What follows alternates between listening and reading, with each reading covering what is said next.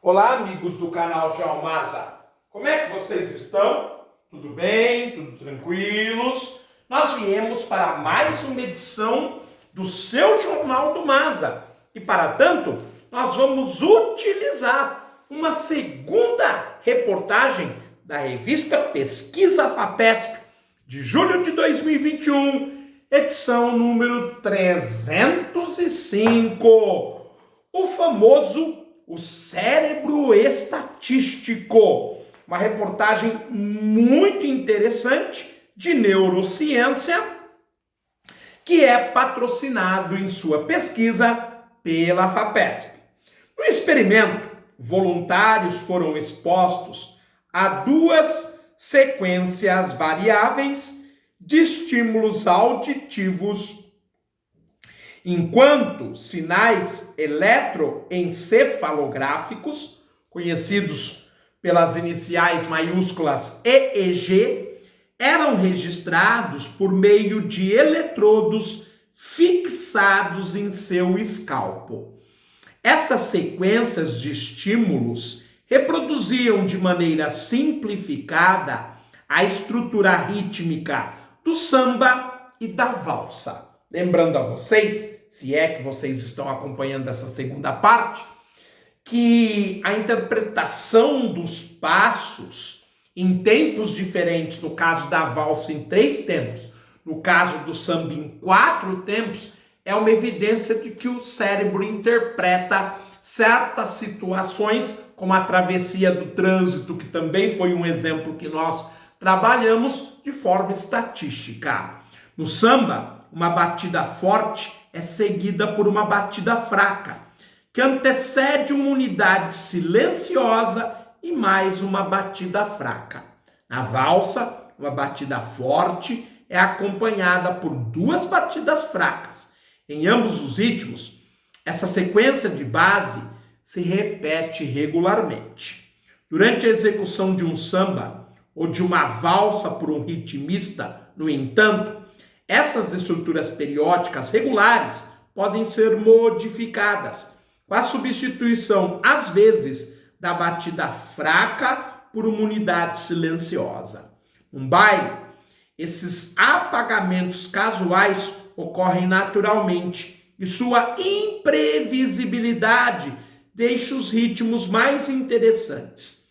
No experimento realizado pela equipe do Neuromat, onde nós vimos que participam tanto os pesquisadores da área de biologia quanto de matemática e medicina, os apagamentos aleatórios foram introduzidos com um propósito científico: encontrar evidências de que o cérebro dos voluntários não estava simplesmente decorando uma sequência periódica imutável, mas sim identificando o procedimento que produziu a sequência, a fim de verificar qual dos 2 fenômenos estava ocorrendo. Os pesquisadores expuseram cada voluntário a realizações do samba e da valsa com apagamentos diferentes das batidas fracas. Os procedimentos usados para gerar as sequências de estímulos correspondentes ao samba e à valsa podem ser entendidos como algoritmos, ou melhor, como algoritmos, que no caso desse experimento expressavam como cada novo estímulo era escolhido em razão dos ocorridos anteriormente. A pergunta que os pesquisadores desejavam responder era se havia a possibilidade de identificar os algoritmos geradores do samba e da valsa nos registros do eletroencefalográfico, o EEG. O que eles estavam fazendo? Na verdade, mapeando como o cérebro entende esse tipo de ritmo, dos 2 ritmos, melhor dizendo, como que ele interpreta a travessia do trânsito de uma rua para outra, com velocidades com carros diferentes, e para tanto, como ele se adapta a isto e age. No protocolo experimental proposto pela equipe do Neuromat, um segmento de EEG era registrado cada vez que um estímulo auditivo era apresentado ao voluntário. O problema era descobrir como as características estatísticas de cada trecho de EEG dependiam da sequência de estímulos apresentada até aquele momento. No caso do samba, uma batida forte é seguida por uma batida fraca, acompanhada sempre de um silêncio constitutivo e de outra batida fraca. De tempos em tempos, porém, uma batida fraca era substituída por um silêncio ocasional. Se o último estímulo havia sido uma batida forte, o estímulo seguinte era quase sempre uma batida fraca, ocasionalmente substituída por um silêncio. De acordo com a hipótese da equipe do Neuromate, as características de sinais de EEG registrado enquanto o voluntário havia sido exposto a uma batida forte deveriam expressar como o próximo estímulo seria gerado em função dos apresentados anteriormente. Não sei se vocês perceberam, para mim está muito claro. Nós vimos, comentamos com vocês, tem pessoas que chegam a um baile, está tocando um desses ritmos do texto, e a pessoa imediatamente entra no ritmo. O que eles querem saber é como que o cérebro internamente processa, como que reage os campos eletromagnéticos e os produtores desses campos, como que o pavilhão auditivo interpreta, para onde ele manda os sinais, como isso soa dentro do cérebro. Ou seja, um mapeamento. Para isso, eles estão tentando descobrir uma equação matemática, para que eles, com várias variáveis, uma equação diferencial, que permita a gente entender como é que o cérebro procede, como que ele manda as informações para o corpo.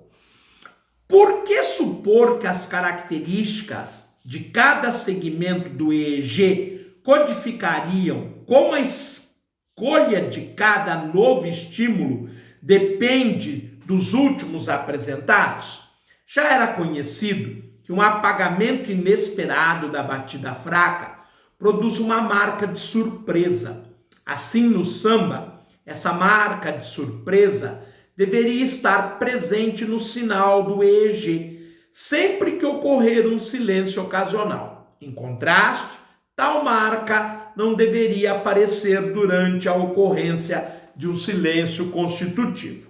O trabalho mostra que esse efeito vai além da simples marca de surpresa.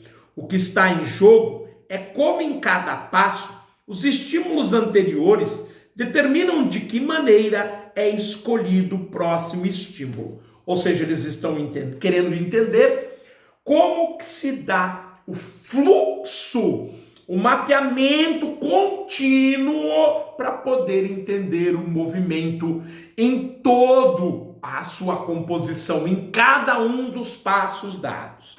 De fato, depois do silêncio constitutivo, vem quase sempre uma batida fraca, ou às vezes um silêncio ocasional.